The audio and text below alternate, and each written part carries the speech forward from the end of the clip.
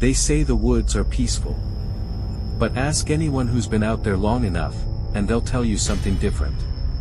Something waits between the trees. And when you're miles away from civilization, the only person who can help you is already screaming too. These are 5 true stories from people who went camping, and came back different. That is, if they came back at all.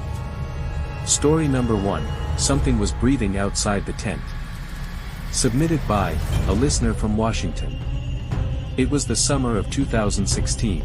I had just turned 21, and my 2 best friends, Mike and Logan, decided we needed to do something real to celebrate. No bars, no parties. Just a real old-school camping trip in the Cascades. We picked a spot deep off Highway 2, close to Index, Washington. No campgrounds, just raw forest and a GPS pin Mike had dropped on some hiker's blog. The kind of place where no one would hear you scream, and we joked about that on the drive up. Big mistake.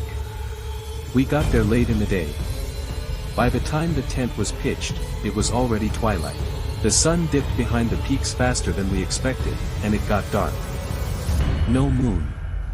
Just the sound of crickets, leaves rustling, and that weird hollow silence that only exists in deep woods. That night, we sat around the fire talking about ghosts and urban legends. Logan, trying to be funny, brought up the missing hiker cases in the area, people just vanishing mid-trail. It's not Bigfoot, he said, it's the forest. It eats people. We laughed. But no one really thought it was funny.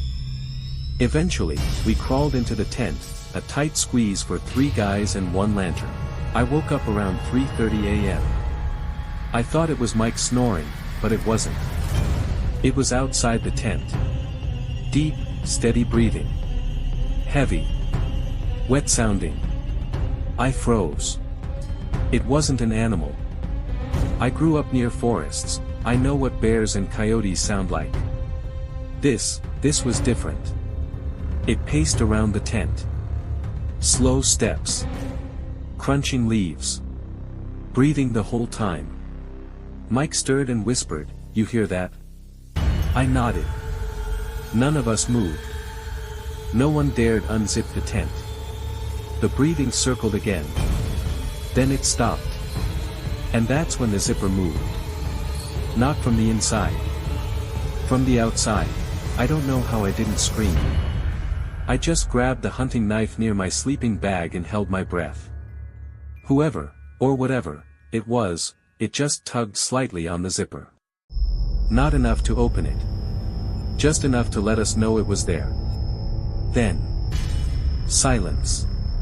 We waited until sunrise. When we finally stepped outside, there were no footprints. No tracks. But the dirt around the tent was disturbed. Like someone had been kneeling there, dragging their fingers across the ground. We packed up and left. And Mike? He refuses to go into the woods to this day. Sometimes the woods watch you, and sometimes, they want you to know it. Story number 2, The Screaming Woman in the Canyon. Submitted by, Anonymous, Arizona. 2 years ago, my boyfriend and I did a weekend hike through Sycamore Canyon in Arizona. It's less known than the Grand Canyon, but just as breathtaking, and way less crowded.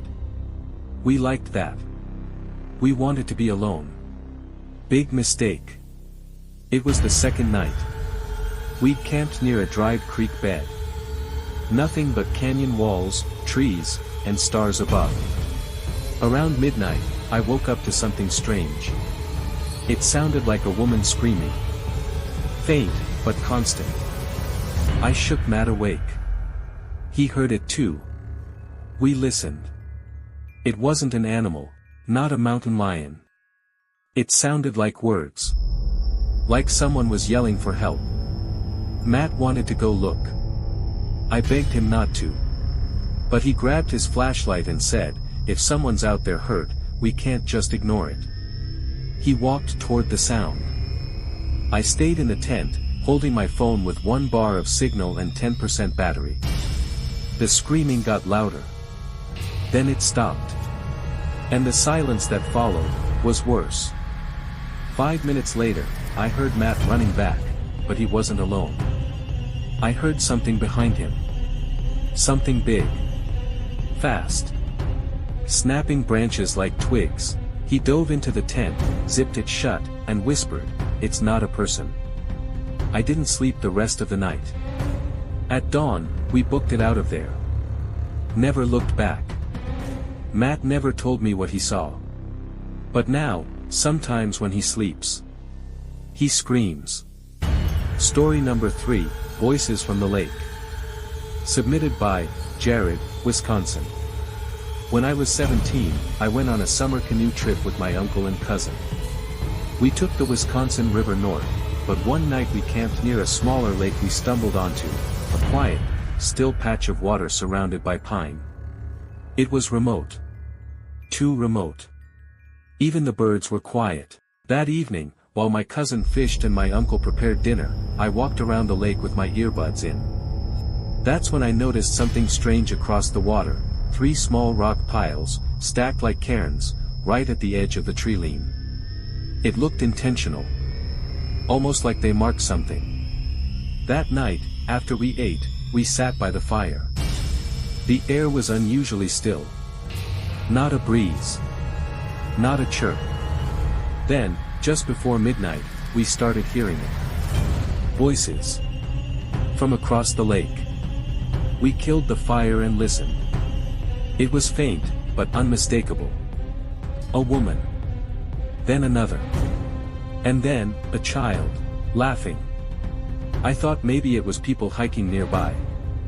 But my uncle's face went pale. He said no one lived within 15 miles. The nearest trailhead was 4 hours downstream.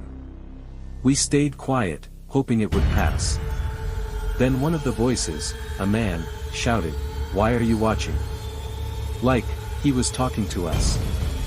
I remember freezing. Every hair on my body stood up. The lake stayed still, but the voices kept drifting across it. We slept in shifts. The next morning, the rock piles were gone. Gone. Nothing but disturbed sand. We left. I haven't gone camping since. Story number 4, The Man Behind the Trees. Submitted by Olivia, Vermont. I'll never forget this. My boyfriend and I were hiking through the Green Mountains. We planned to stay one night near a ridge we'd seen on Instagram. It was beautiful, mist rolling over the trees, a view of the valley, not another soul in sight. At least, that's what we thought. Around 2 a.m., I woke up needing to pee. I grabbed the flashlight and walked about 40 feet from the tent. While I was out there, I heard something crunch. I turned around. The flashlight flickered, and I saw movement behind the trees. Something ducked. I whispered, "Hello." Nothing. Then I heard whispering. Low. Close. I ran back to the tent. My boyfriend sat up and said, "There's someone outside." He heard it too. For hours, we sat there, clutching knives and a bare horn, waiting for daylight. At some point, I dozed off. When we got up, there were footprints. Dozens. Circling the tent. But only ours led to and from the trail. Story number 5, The Laughing Cabin. Submitted by Ethan, Colorado. My friends and I rented a remote cabin for a weekend off the grid. No phones, no reception, just firewood, booze, and good vibes. The cabin was miles up a dirt road, deep in Pike National Forest. The ranger told us to watch the weather and don't wander. We laughed it off. First night was fine. The second night, things changed. Around 1 a.m., someone knocked on the door. We froze. The knock came again. Slow. Deliberate. I grabbed the hatchet by the fireplace and opened the door. No one. Just cold air. But on the porch, someone had left a smile drawn in ash. No footsteps. Just the smile.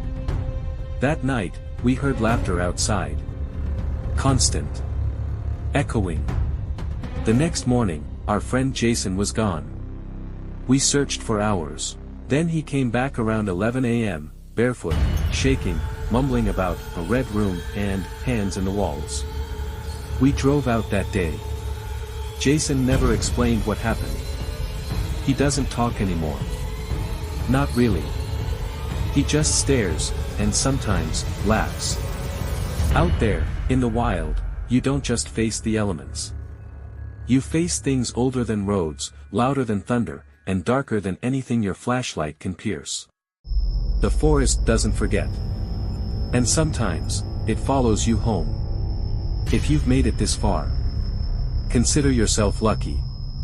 Not everyone who goes camping makes it back. And for those who do, they're never the same again.